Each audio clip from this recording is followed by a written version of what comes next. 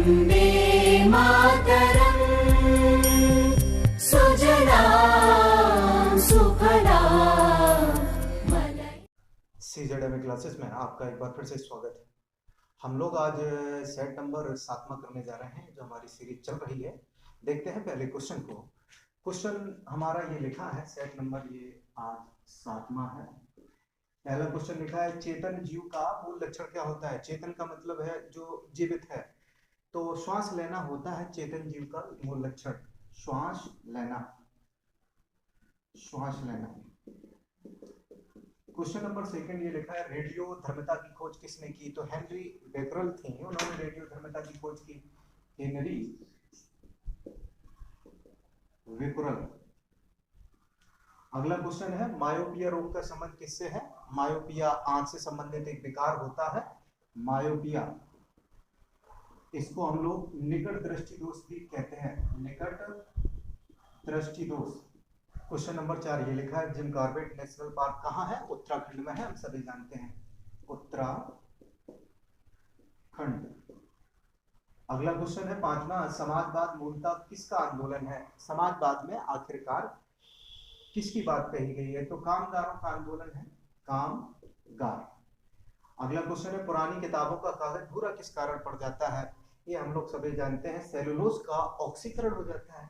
Cellulose का ऑक्सीकरण, ऑक्सीकरण। 7वां क्वेश्चन लिखा है, अफ्रीका के गांधी के नाम से कौन मशहूर थे। तो नेल्सन मंडेला, नेल्सन मंडेला। ये अश्वेत थे, अश्वेत मतलब गोरे नहीं थे, दक्षिण अफ्रीका से संबंधित हैं, दक्षिण अफ्रीका से संबंधित हैं। अगला क्वेश्चन है, गहरे समुद्र में गोताखोरी के समय गोताखोर ऑक्सीजन के साथ किस गैस का उपयोग करते हैं। तो अक्रिय गैस होती है हीलियम, उसको ले जाते हैं गोताखोर अपने साथ में। हीलियम नामक एक अक्रिय गैस है, ये अक्रिय गैस है, नोबल गैस भी बोला जाता है।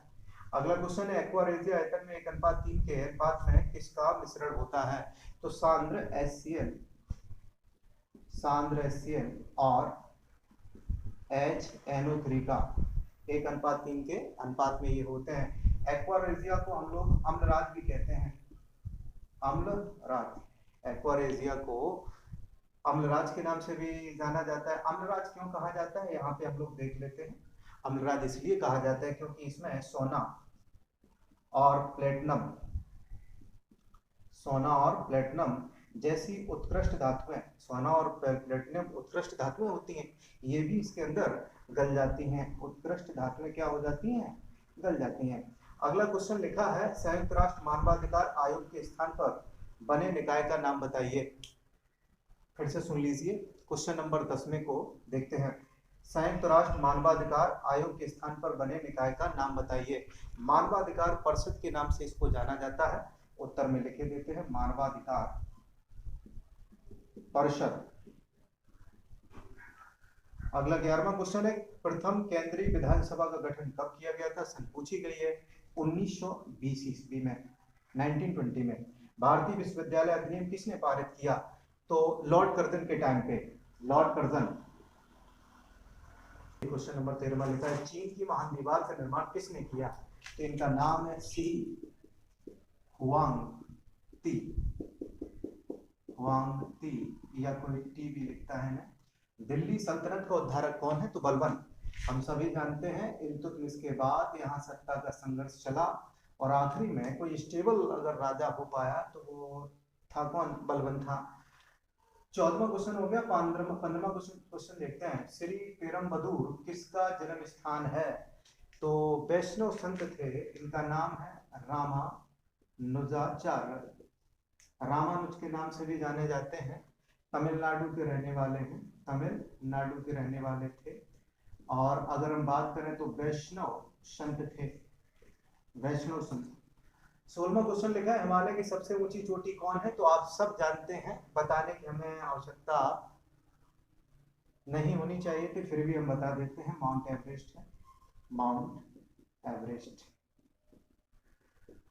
अगला क्वेश्चन है, किस अर्थशास्त्री को अर्थशास्त्र का पिता कहा जाता है। तो एडम स्मिथ, एडम इसमें अगला क्वेश्चन है मंडल आयोग रिपोर्ट किससे संबंधित है? तो ओबीसी से है, अन्य पिछड़े वर्ग से, अन्य पिछड़े वर्ग से संबंधित है, ओबीसी अदर बैकवर्ड क्लास से है।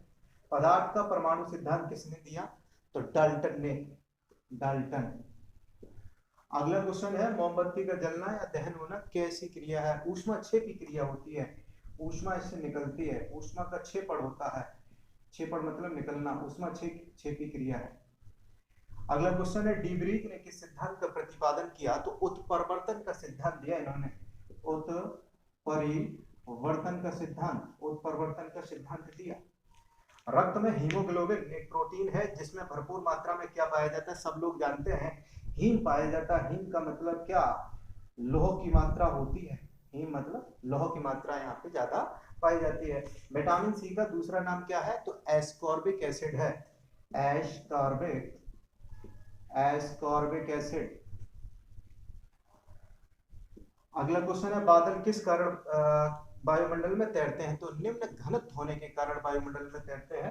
तो आंसर हुआ निम्न घनत्व, लो डेंसिटी।